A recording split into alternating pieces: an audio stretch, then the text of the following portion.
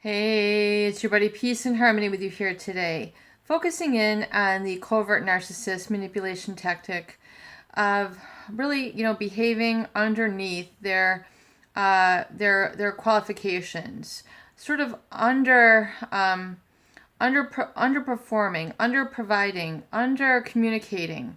They never seem to quite, give the right gift. They never seem to, do projects in a certain way. They tend to stifle themselves. They tend to mess up almost intentionally.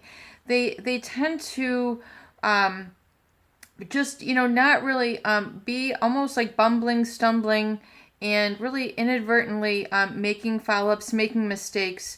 And this is really, I would say, underperforming their capabilities. So it's, some people are overachievers and they push themselves, they strive, they really work hard and to please themselves and to please others. But, really generally it's to please themselves or contribute or refine their skills, etc.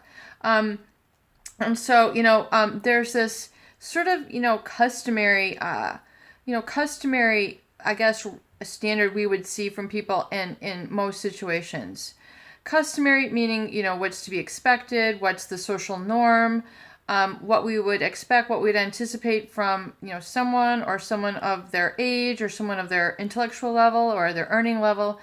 So we see this performing beneath their customary, behaving beneath customary standards. And this can involve large roles like parenting, where they have all the makings of a successful parent. They can be, intelligent, but they can be lacking in emotional intelligence. They can have money, but lacking in generosity. They can be very verbally intelligent, but lacking in communication. So we see this real dichotomy, this real sort of underachieving in these areas. And this is essentially a covert narcissist way of controlling and manipulating others. Very strange, very twisted, very bizarre. We can call it what it is. It is what it is, though, and it's more difficult to process, especially for the quote-unquote people, victims, supply, whatever we want to say, around, in their environment who are experiencing this.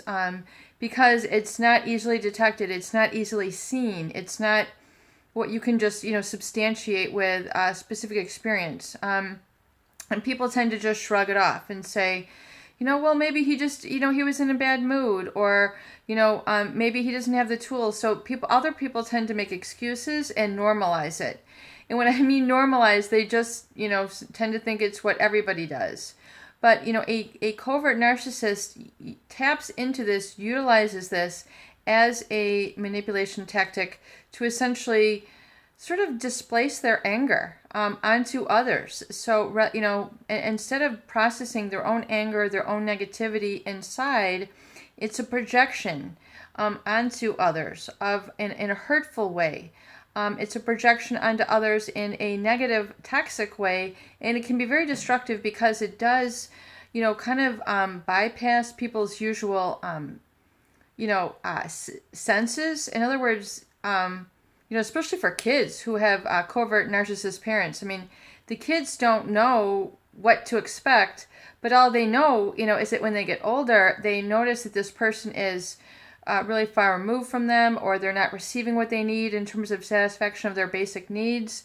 So, basic healthy narcissistic needs, which we call mirroring, which is spending time with a child, looking at them in the eyes, giving them a pat on the back, giving them guidance, giving them feedback, which they're so very deserving of. And that's the given role that the parent has by bringing this child into the world. And the child then internalizes this, and receives the message that they have, must have done something wrong to deserve this sort of treatment. And so they tend to work harder and harder to please this parent, or wonder what is going wrong with them. So they have to constantly focus on the needs of the covert narcissist and subjugate or submerge their own. And then we also see this also in marriages to the covert narcissist as well, where they feel very much the same way. Like, I must not be a good wife. I must not be attractive enough. They tend to take all the wrong messages out of this person and then, turn it on themselves and try to find responsibility for why they could have caused this, until they begin to see, well, maybe, there's something here with this person and it's not just me. It takes two to tango. And so, this is very much it's a very difficult situation. So, if you're caught up in this situation, realize that one has to be assertive when working with these people. Assertive meaning, assertive with your needs, not feeling ashamed, and not feeling like overly emotional, because the covert narcissist really hides their emotions, very, very much so. So they're not one to express emotion very much. So we do see like a lot of lack of empathy, a lack of intimacy there. So, if you, are assertive, you can do it from a very objective, factual standpoint to get this need satisfied in your life, because you do need to address it. Just to allow it to go bottled up is not right. It'll only control your life and tend to perpetuate that toxicity from going further. Going further and perpetuating in your life, which you want to stop that cycle and purge it from your system completely 100%.